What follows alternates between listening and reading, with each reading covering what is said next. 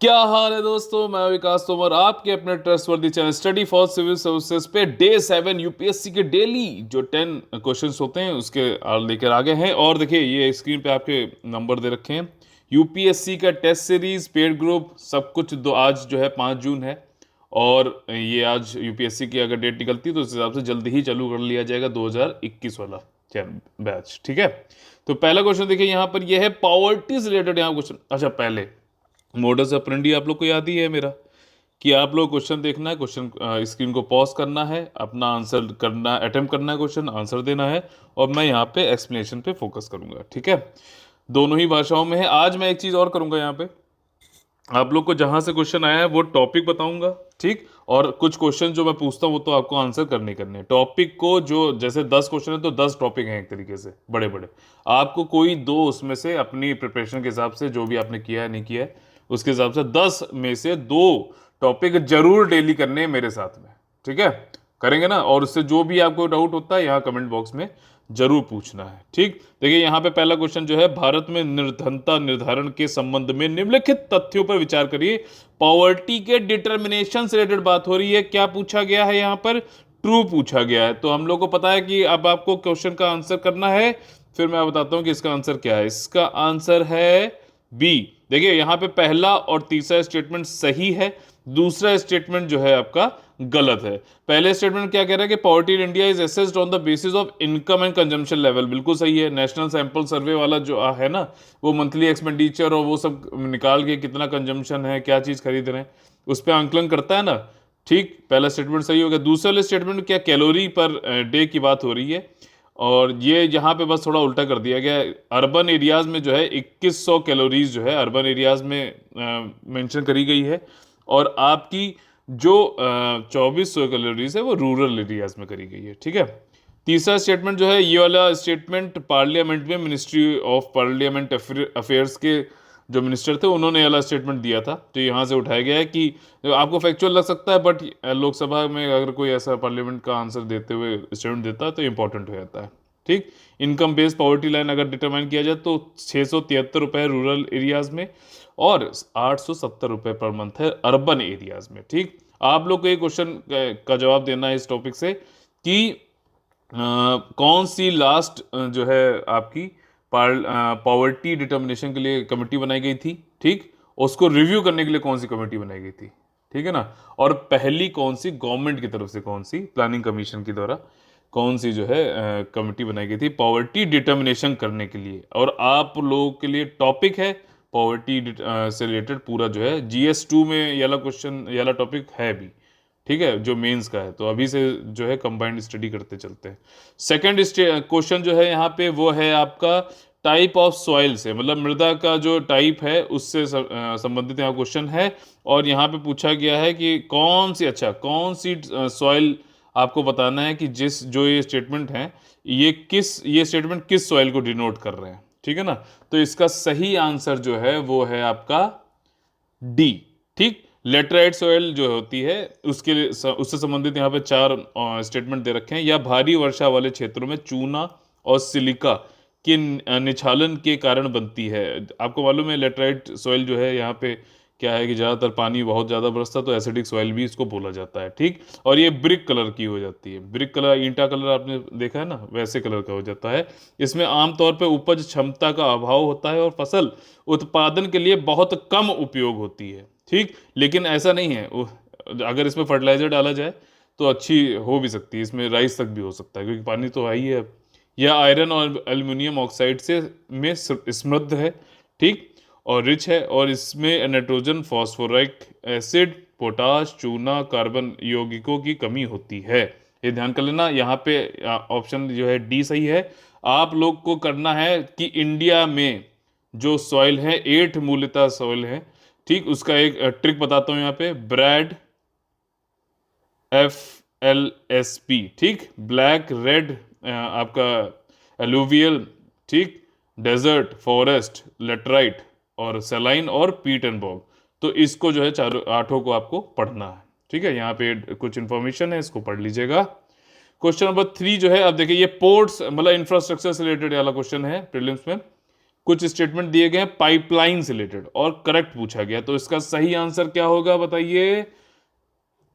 सही आंसर है इसका यहाँ पे ए, पहला और दूसरा स्टेटमेंट जो है वो सही है, तीसरा स्टेटमेंट गलत है। देखिए पाइपलाइन में यहाँ पे मतलब थोड़ा पहला स्टेटमेंट आप लोग को लग सकता है कि पता नहीं सही है कि नहीं है, बट इसमें यहाँ पे सही दिया गया है कि पाइपलाइन का यूज़ किया जा सकता है ट्रांसपोर्ट करने के लिए कोल और आयरन ओर को, ठीक है ना, कोल एंड आयरन ओर को किया जा सकता है, एक बार इसको चेक करिएगा, ठीक।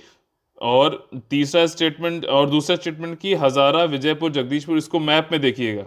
आप लोग को मैप बुक रखनी है अपने साथ में, कोई भी लोकेशन आती है हमेशा जो है मैप बुक चेक करना है। मैप बुक कौन सी रखनी है, वर्ल्ड ज्योग्राफी के लिए आपको ओरिएंट ब्लैक स्वान की रखनी है, ठीक है, वर्ल्ड ज्योग्राफी के लिए आपको ओरिएंट ब्लैक स्वान की रखनी है, और इंडियन ज्योग्राफी के लिए आपको कौन सी रखनी है, ऑक्सफोर्ड की।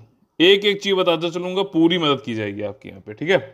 और तीसरा स्टेटमेंट जो है, Indian oil corporation is the implementing agency of Jagdishpur Phulpur Haldia natural gas pipeline, लेकिन यहाँ पे ये गलत स्टेटमेंट इसलिए है क्योंकि इंडियन ऑयल कॉर्पोरेशन नहीं है, गेल है, गेल है ना, ठीक। आपको ये कमेंट करना है कि गेल कौन सा है, महारत्ना कंपनी है कि मिनी रत्ना कंपनी है, और ये रत्नास से क्या मतलब होता है, ये क्या मतलब डिनोट करती है, ठीक।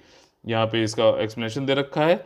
चौथा स्टेटमेंट है बहुत ही इजी, चौथा क्वेश्चन जो है बहुत ही इजी क्वेश्चन है, यहाँ पे असर्शन रीजन वाला जो है क्वेश्चन टाइप है, इसमें बहुत इजी होता है। दोनों स्टेटमेंट को पढ़ो अलग अलग और देखो कि सही है कि गलत है, ठीक।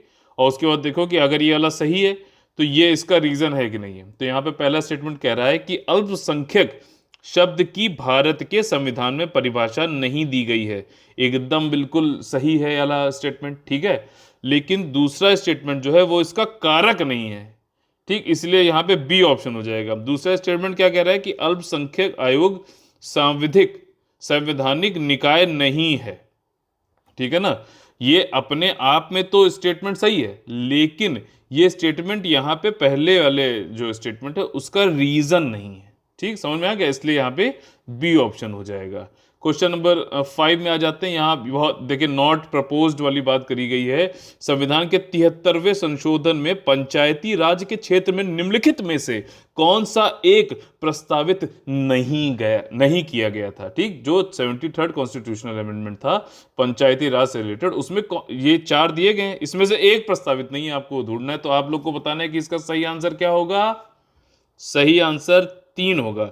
यहाँ पे देखिए क्योंकि करंट अफेयर में ये क्वेश्चन था 1-2 साल पहले, अपने कुछ राजस्थान और इधर के हरियाणा वरना में ये कहा गया था कि पंचायती राज में इलेक्ट करने के लिए इलेक्टेड फंक्शनरी को जो है डिस्क्वालीफाई कर दिया जाएगा अगर उनके 2 से ज़्यादा बच्चे हैं, ठीक। लेकिन ये कॉन्स्टिट्यूशनल अमेंडमेंट में थोड़ी ना ये प्रपोज किया गया है, इसलिए वाला स्टेटमेंट गलत है, ठीक। ये तो यहाँ पे किसी किसी स्टेट ने, अब देखिए जो 73rd कॉन्स्टिट्यूशनल अमेंडमेंट है ब्रॉड गाइडलाइंस है, स्टेट अपने यहाँ पे कुछ कुछ अमेंडमेंट उसमें करते हुए, उस ब्रॉड गाइडलाइंस के अंदर अमेंडमेंट करते हुए अपने नीड के हिसाब से चेंजेस करके पंचायती राज को इंप्लीमेंट करते हैं, ठीक है। लेकिन ये वाला जो है प्रपोज नहीं हुआ था 73rd कॉन्स्टिट्यूशनल अमेंडमेंट में, ठीक। तो और बाकी जो 3 स्टेटमेंट वो बिल्कुल सही है, पढ़ लीजिएगा। आप लोग का क्वेश्चन ये है कि इंडियन कॉन्स्टिट्यूशन में पंचायत, ये 73rd कॉन्स्टिट्यूशनल अमेंडमेंट आने से पहले भी पंचायत से रिलेटेड एक आर्टिकल था, वो आर्टिकल किस पार्ट में था उसका नाम भी आप लोग को यहाँ पे कमेंट में बताना है। क्वेश्चन नंबर 6 यहाँ पे है। यहाँ पे देखिए आर्किटेक्चर से क्वेश्चन है और बहुत ही इजी क्वेश्चन है अगर आप लोग ने 11th क्लास की एनसीईआरटी पढ़ी हुई है तो। और उसके जो डायग्राम, आर्ट एंड कल्चर देखो पढ़ना है तो डायग्राम जरूर देखने, ज्योग्राफी पढ़नी है तो डायग्राम उसके जरूर देखने, तभी याद होंगे वो, ठीक है। तो आपको देखो यहाँ पे मुगल और दिल्ली सल्तनत के स्टाइल में कौन सी कॉमन आर्किटेक्चर स्टाइल है ये यहाँ पे बताना है। तो इसका सही आंसर है बी। देखिए जो रेड स्टोन है, यूज ऑफ रेड स्टोन, ये मुगल में भी हुआ है और दिल्ली सल्तनत में भी हुआ है, ठीक है। जैसे कि आप देखो कुतुब मीनार में भी क्या है, रेड सैंडस्टोन है और लाल किले में भी है, दोनों लोग ने बनाया ना, तो ये कॉमन है। लेकिन जो प्रियत्रा दूरा ऑर्नामेंटेशन है, जैसे कि बहुत अच्छी वो होती है, मतलब समझ लो कि उसके अंदर पत्थरों में गड़े रहते हैं अलग अलग कलर के, ठीक। तो पत्थर, तो इसको बोलते हैं पेत्रा दोरा ऑर्नामेंटेशन और चारबाग गार्डन स्टाइल, ये दोनों ही एक्सक्लूसिव किसके हैं, मुगल आर्किटेक्चर के हैं। चारबाग लखनऊ का तो चारबाग स्टेशन जो है वो उसी पे ही बना हुआ है, उसमें एक ऐसे ये रहता है और चारों तरफ ऐसे करके ये आपका जो है बीच में फाउंटेन होता है, सॉरी, और चारों तरफ इसके ये बाग होते हैं, तो इसको चार बाग बोलते हैं। समझ में आ गया। इसी तरीके से एक क्वेश्चन पूछा था यूपीएससी ने कि पंचेतन टेम्पल स्टाइल में क्या होता है। ठीक, ये इससे रिलेटेड यहाँ पे इंफॉर्मेशन है। क्वेश्चन नंबर 7 जो है ये थोड़ा सा जो है क्वेश्चन है, अगर आपने एंशियंट में आर एस शर्मा पढ़ी है एनसीईआरटी तो आपको जो है अच्छे से हो जाएगा, नहीं तो दिक्कत होगी। यहाँ पे एक आ गया जो इक्विपमेंट है। ठीक, यहाँ पे देखिए पहली बात तो नॉट करेक्ट पूछा है, सावधान होकर यहाँ पे इस क्वेश्चन को करना है आप लोगों को। ठीक है, और इसका सही आंसर जो है वो क्या है, वो है आपका सी। मतलब कि नॉट करेक्ट वाले ये दो स्टेटमेंट हैं और करेक्ट वाले ये दो स्टेटमेंट हैं। The equipment of chopper chopping pebble culture, ठीक, was first obtain from Sohan river valley of Punjab. बिल्कुल सही बात है। ये जो इक्विपमेंट जो है चॉपर चॉपिंग पेबल वाले कल्चर का, ये सोहन रिवर वैली वाला जो जगह है पंजाब में, वहाँ पे पहली बार देखी गई थी। ठीक, two rock shelters of middle stone age, ठीक, मध्य प्रदेश में पंचमढ़ी के निकट मध्य पाषाण युग के दो शैलाश्रय मिले हैं। ठीक, बिल्कुल सही स्टेटमेंट है ये। और दो शैलाश्रय जो मिले हैं उनका नाम है जम्बूद्वीप और दोरोथी द्वीप। जम्बूद्वीप और दोरोथी द्वीप, याद रखिएगा। ठीक, थर्ड स्टेटमेंट जो है ये गलत क्यों है, क्योंकि यहाँ पे जो चार मेजर कॉपर ऑब्जेक्ट मिले हैं वो लोथल से नहीं मिले हैं, दाइमाबाद से मिले हैं। इसको मैप में चेक करिएगा। ठीक है, ओरिएंट ब्लैक स्टोन वाले में अलग से जो है आईवीसी का दे रखा है, उसमें भी आप इसको देख सकते हैं। मतलब एंशियंट हिस्ट्री से आप जो है मैप के थ्रू भी उसमें देख सकते हैं। ये सब तरीके हैं सॉफ्ट ये होती हैं मतलब स्मार्ट स्टडी करने के। ठीक है, वहां पे आप देख के भी काफी याद कर सकते हैं। तो ये लोथल नहीं दाइमाबाद से मिला है।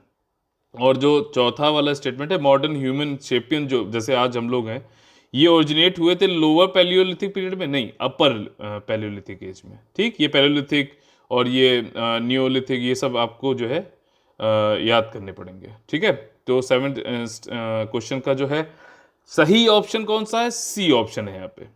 ठीक, ये यहाँ पे इंफॉर्मेशन थी, आप लोग पॉज करके पढ़ लीजिएगा। क्वेश्चन नंबर 8 ये वाला जो है ये क्वेश्चन है हमारा झन्नाटा क्वेश्चन। ठीक, इसको पीछे इस तरीके क्वेश्चन को अगर आ गया, एक दो क्वेश्चन आते ही हैं, इसके पीछे जो है पूरी अपनी पढ़ाई का टाइम नहीं लगाना है, इनको जो है यहाँ पे भी छोड़ देना, क्योंकि नेगेटिव मार्किंग है। हम सारे क्वेश्चन तो वैसे भी नहीं करने ना 100 में से हमें, हम अगर 80 से 85 क्वेश्चन भी करके आते तब भी हमारा सिलेक्शन हो जाएगा, अगर हमने ढंग से पढ़ रखा, नेगेटिव मार्किंग कम की है। ठीक, रॉन्ग कम किए तो। लेकिन इस तरीके के एक दो क्वेश्चन आते हैं, बच्चे सोचते हैं कि यार ये वाले क्वेश्चन में अगर ढूंढ लूं तो मेरा सिलेक्शन हो जाएगा। इस चक्कर में जो आराम से जो रेलेवेंट सोर्सेज से पढ़ते हुए मैक्सिमम क्वेश्चन जो हो सकते हैं वो नहीं करने की, उसको छोड़ के इन ऐसे क्वेश्चन में पढ़ जाते हैं। तो इस पे सावधान रहिएगा। देखिए यहाँ पे आपने स्टेटमेंट देखा है, यहाँ पे एक वॉर जो है हुआ था महमूद बेगाड़ा और पोर्तुगीज के बीच में, उससे रिलेटेड यहाँ पे कुछ स्टेटमेंट दिए हैं और यहाँ पे करेक्ट पूछा गया है। ठीक, ऐसे ये जो मैं बताता हूँ इससे आप लोग को याद रहता है कि नहीं रहता, कमेंट में बताइएगा। ठीक है ना। देखिए यहाँ पे देखिए चारों ही जो ऑप्शन है, चारों ही जो स्टेटमेंट है वो सही है। डी ऑप्शन यहाँ पे सही होगा। इसमें देखिए पहली बात तो ये कि treaty was signed against the Portuguese. ठीक, इजिप्ट टर्की और गुजरात ने मिलकर जो मतलब जो है अगेंस्ट के खिलाफ वॉर करने के लिए सोचा था। अमीर हुसैन जो थे वो लीडर थे इजिप्शियन आर्मी के, बिल्कुल सही है।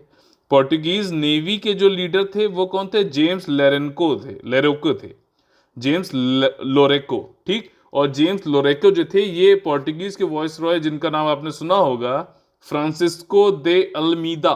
ठीक, फ्रांसिस्को दे अल्मीदा, इनसे रिलेटेड आप जो क्या एक यूनिक बात थी वो आप लोग को यहाँ कमेंट बॉक्स में लिखनी है। ठीक, उन्होंने इसको लेड किया था, उनके बेटे ने, जेम्स लोरेको। ठीक, the Portuguese were defeated in this war, Portuguese को हरा दिया गया था। ठीक, और इनके जो बेटे थे मतलब अल्मीदा के, जेम्स लोरेको, इनको मार दिया गया था। लेकिन जब आप गुस्से में आ गया, उसने अपने बेटे की जो है मौत का जो है बदला लिया अगले ही साल इजिप्ट और गुजरात को हराकर 1905 में दीव के पास में। ठीक है, तो इस तरह के क्वेश्चन नंबर 8 भी हमारा यहाँ पूरा होता है। क्वेश्चन नंबर 9 ये इंपॉर्टेंट क्वेश्चन है। इस तरह के क्वेश्चन आते हैं जिन पे हमें ज़्यादा ध्यान देना चाहिए। यहाँ पे डुअल सिस्टम ऑफ गवर्नमेंट की बात करी गई है बंगाल में। ठीक, उससे कुछ स्टेटमेंट दिए गए हैं और यहाँ पे करेक्ट आपको बताना है। तो इसका सही आंसर क्या है बताइए आप लोग। सही आंसर है यहाँ पे बी, पहला स्टेटमेंट सही है कि अब देखिए ड्यूअल सिस्टम ऑफ गवर्नमेंट जो आई थी बंगाल में, उसमें क्या था, कंपनी और नवाब जो था बंगाल का, उनका रूल की बात होती थी ना, बिल्कुल सही है। लेकिन यहाँ पे कंपनी और ब्रिटिश क्राउन की बात नहीं हुई थी। ब्रिटिश क्राउन ने कब ओवरकम किया था ईस्ट इंडिया कंपनी को, आप लोग कमेंट बॉक्स में बताइए, ठीक। उसके बाद जो थर्ड वाला जो स्टेटमेंट है कि पुलिस और judicial function came under the control of company, बिल्कुल सही बात है। इसी को तो निजामत वाली बोलते थे। दो तरीके के होते थे राइट्स, दीवानी जो कि सिविल राइट्स इंग्लिश में अगर बोले, तो निजामत यानी कि क्राइम जस्टिस और इन सब का जो बात हो रही है, ठीक। तो ये वाले जो रोल थे निजामत इन्हीं को बोलते थे। इनके पास अच्छा चलिए, चौथा स्टेटमेंट जो है क्लाइव, हाँ रॉबर्ट क्लाइव ने इसको इंट्रोड्यूस किया था डुअल सिस्टम गवर्नमेंट को। वॉरेन हास्टिंग ने इसको हटा दिया था। रॉबर्ट क्लाइव ने कब इसको इंट्रोड्यूस किया था? आफ्टर बैटल ऑफ बक्सर, ठीक। बैटल ऑफ बक्सर कब हुआ था? 1764 में। उसके बाद जो है लेकिन 72 में वॉरेन हास्टिंग ने इसको हटा दिया था। यहाँ पे मजा क्या था ब्रिटिशर्स के लिए कि उनके पास जो है दीवानी राइट्स भी थे, मतलब वो दीवानी राइट्स जो है कलेक्शन, रिवेन्यू कलेक्शन वो सब भी करते थे, और साथ ही साथ पुलिस और जुडिशरी का भी था। अगर यहाँ कलेक्शन में कोई इन्होंने धोखाधड़ी करी रेवेन्यू कलेक्शन में, तो किसके पास आदमी जाएगा? पुलिस के पास में। और पुलिस के पे भी अगर मान लो एक बार को कुछ उन्होंने कर लिया, तो किसके पास जाएगा बंदा? वो जाएगा जुडिशियल के पास में। तो वहाँ पे भी क्या है कि वो अपने फेवर में ही डिसीजन करवा लेंगे। तो इस तरीके से जो है ब्रिटिशर्स के बिल्कुल बल्ले बल्ले थी। और जो नवाब थे बंगाल के, वो जो है बड़े परेशान थे, क्योंकि उनके पास जो है जवाबदेही थी, लेकिन मतलब रेस्पॉन्सिबिलिटी थी, लेकिन जो है मजे कौन ले रहा था? ये ले रहे थे ब्रिटिश वाले। और जवाबदेही और ये रिस्पॉन्सिबिलिटी किसकी थी? नवाब और बंगाल की थी। लेकिन फिर भी जो है दोनों ही लोग के साथ जो है दिक्कत हुई। काफ़ी डिजास्टर्स था ये डुअल सिस्टम गवर्नमेंट। और इसको इसीलिए जो है वॉरेन हेस्टिंग्स में 1772 में हटा दिया था, ठीक है ना, क्योंकि बड़ी ज़्यादा वो हो रही थी, प्रॉब्लम हो रही थी इनसे, ठीक। यहाँ पे इसका एक्सप्लेनेशन दे रखा है, आप लोग पढ़ लीजिएगा इसको पॉज करके, ठीक है ना। वैसे मैंने इजी लैंग्वेज में सारा कुछ बता दिया है। क्वेश्चन नंबर 10 में आ गए। देखिए यहाँ पे बायोगैस, विच ऑफ द एबो करेक्टली डिस्क्राइब्स अ बायोगैस, ये बोला गया है। तो चारों स्टेटमेंट में से आपको बताना है कि कौन कौन से स्टेटमेंट यहाँ पे बायोगैस को बताते हैं। तो देखिए यहाँ पे चारों ही स्टेटमेंट बायोगैस की डेफिनेशन डिस्क्राइब करते हैं, ठीक है। और आप लोग को जो है ये देखिए, पहले के बोला गया बायोगैस देने के लिए गाय गोबर, विभिन्न पौधों के अवशेष, वनस्पति अपशिष्ट और सीवेज ऑक्सीजन की अनुपस्थिति में विघटित हो जाए, इसको बायोगैस कहते हैं। बिल्कुल सही बात है। बायोगैस इज सेम एज गोबर गैस, बिल्कुल ये भी एक नाम होता है। बायोगैस के अंदर 75% तक मेथेन होता है। अच्छा, आप लोग को एक क्वेश्चन बताना है आंसर, कि मैंने पहले वाले टेस्ट में किसी टेस्ट में पूछा था कि ग्लोबल वार्मिंग पोटेंशियल बताया था ना आप लोगों को कॉन्सेप्ट, उसमें मेथेन का मैंने आपको बताया था कि कितना होता है कंपैरिजन टू कार्बन डाइऑक्साइड के। तो आप लोगों को बताना है कि वो कितना मैंने बताया था, ठीक है। It Burns without smoke, smoke नहीं होता है इसमें, और मतलब धुआं नहीं होता है। And leaves no residue like ash in wood charcoal और कोल बर्निंग, राख कोयले ये सब जो है नहीं इसमें बचता है। तो चौथा स्टेटमेंट भी सही है। इस तरीके से आप लोगों ने यहाँ पे इसका एक्सप्लेनेशन सुन लिया कि 10 क्वेश्चन आज भी कर लिए हैं। जो मैंने आप लोग को बताए हैं टॉपिक्स, वो जरूर पढ़ने आप लोग को। हाँ, बायोगैस वाले में से आप लोग को क्या पढ़ना है? पॉलिसी ऑन बायोफ्यूल 2018 जरूर पढ़नी, बहुत ज़्यादा इंपॉर्टेंट है। बायोफ्यूल पे पॉलिसी जो 2018 में आई थी, और उससे पहले गवर्नर ऑफ ब्रिटिश, ठीक, गवर्नर ऑफ ब्रिटिश के जो अंतराल में क्या क्या चीज़ें हुई हैं वो सब पढ़ना है। मैंने 10 टॉपिक में से आपको 10 ये बताएं, आपको कोई 2 करने हैं। और जितने भी क्वेश्चन पूछे सबके जवाब यहाँ पे जरूर देने हैं। हमारे नंबर यहाँ पे अब मेंशन है, आप लोग को अगर पसंद आता है तो शेयर करें, लाइक करें, सब्सक्राइब करें और कमेंट के आंसर जरूर दें।